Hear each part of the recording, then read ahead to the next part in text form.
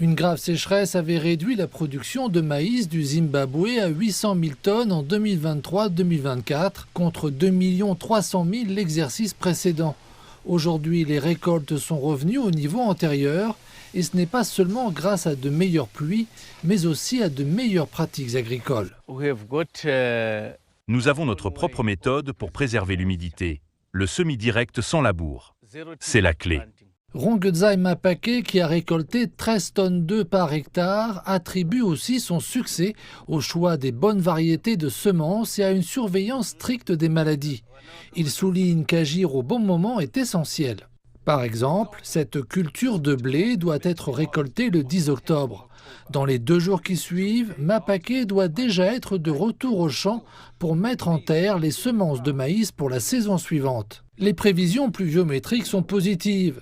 Cependant, la fréquence croissante des chocs climatiques pousse des pays comme le Zimbabwe à mettre en place des mesures pour atténuer l'instabilité.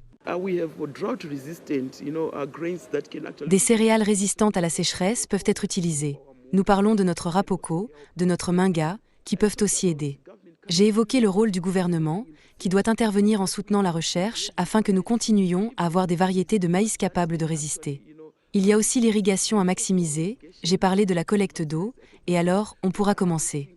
D'autre part, les agriculteurs demandent davantage de soutien à l'offre. Le gouvernement doit subventionner les intrants. Les prix des engrais doivent baisser. Le gouvernement doit contribuer financièrement auprès du fabricant pour qu'il reste viable. Mais en même temps, une fois le prix a baissé, chez le détaillant, cela devient plus accessible.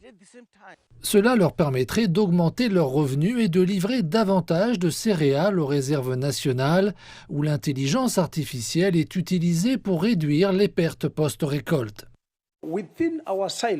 Dans nos silos, on trouve désormais des capteurs de volume, d'humidité, de température. Ce qu'ils font, c'est que quand la température descend trop, ils la régulent autour de 20 degrés Celsius. Quand elle dépasse ce seuil, des aérations extérieures sont déclenchées.